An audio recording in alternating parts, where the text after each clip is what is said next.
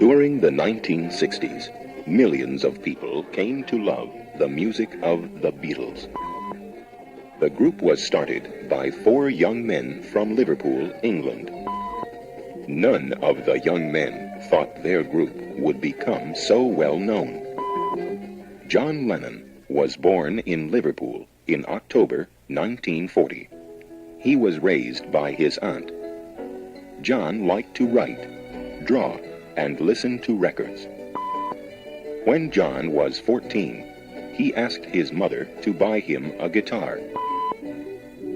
John's mother was pleased that he was interested in music. When John was 16, he formed a group called the Quarrymen.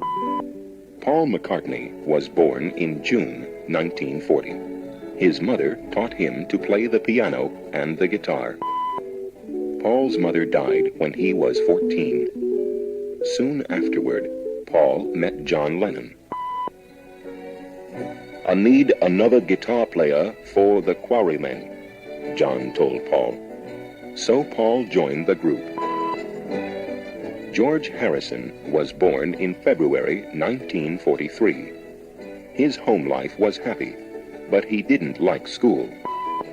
As a teenager, George was part of a rough gang, but when he was 14, Paul McCartney taught him to play the guitar. In 1958, George left his gang and joined the Quarrymen.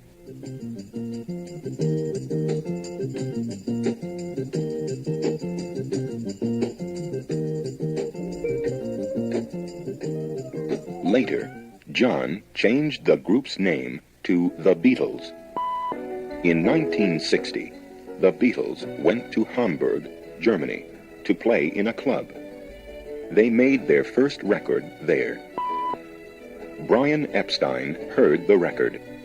Then he went to see the Beatles. He told them he wanted to be their manager. Brian had many ideas. Once, after George had been swimming, his hair looked strange when it dried. "You should all look like that," said Brian. Brian finally talked the manager of a big record company into letting the Beatles make a record. In August 1962, the Beatles found a new drummer. His name was Ringo Starr. Ringo was born in July 1940. His real name was Richard Starkey.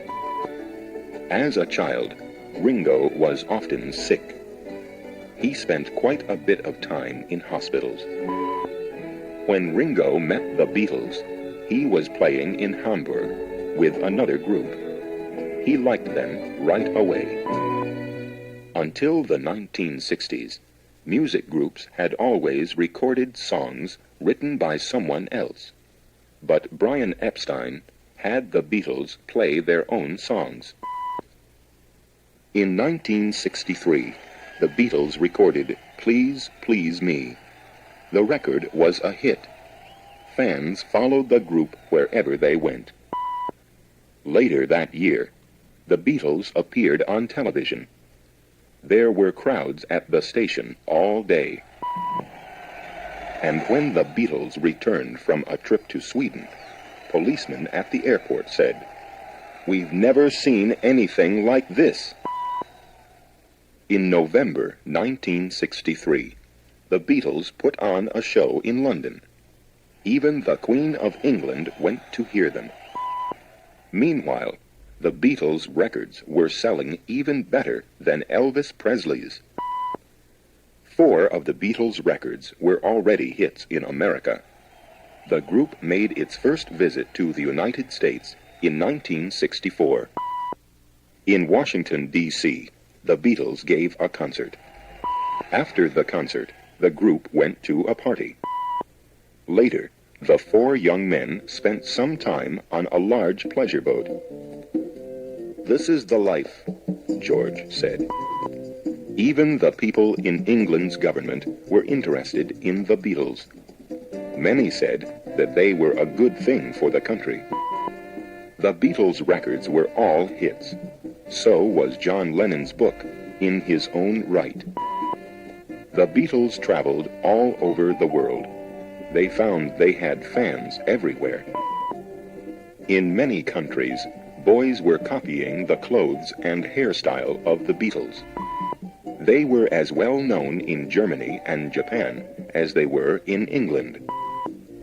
In 1964, the Beatles made their first movie. It was called A Hard Day's Night. People loved the movie. It showed that the Beatles knew how to laugh at themselves. In August 1964, the Beatles came back to America. This time, the crowds were even larger. People from American newspapers always liked to talk with the Beatles. One newspaper man asked Paul how he and John wrote songs. Paul said, "We do two things. First, we sit down, then we write."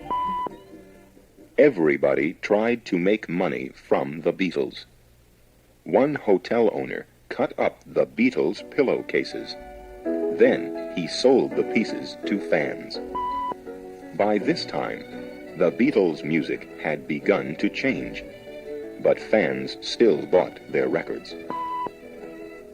Some fans said, "I love their early songs." Others liked the new records, like Paul's song, Yesterday. The Beatles had fans of all ages, children, parents, and even grandparents. The four men became very rich, but there were problems. Ringo was afraid someone might take his baby and ask for money to return him. John's wife, Cynthia, found teenagers climbing through their kitchen window. The girls just wanted to look at John's family. But there were also honors. Queen Elizabeth gave a medal to each of the Beatles. And when the Beatles came to New York in August 1965, many fans greeted them. Later, the Beatles made their last tour of England. John said, "It's lucky our fans don't know this is the last one in our own country." In 1965, the Beatles also made another movie. Help was a funny spy story. The next year, the Beatles made a world tour. It was the last they ever made together. When John said, "Now the Beatles are better known than Jesus," many people grew angry with them. In 1966, George Harrison married Pattie Boyd, a model. Together, they visited India. George found that he liked Indian music. In India, George and Pattie also studied with the Maharishi, a well-known teacher. In July 1966, the Beatles made a television show called Our World. They tried to copy the sounds of the Indian music George had heard. In December, the Beatles worked together on still another television show. In early 1968, all the Beatles went to India to study with the Maharishi. Later that year, another of the Beatles movies opened.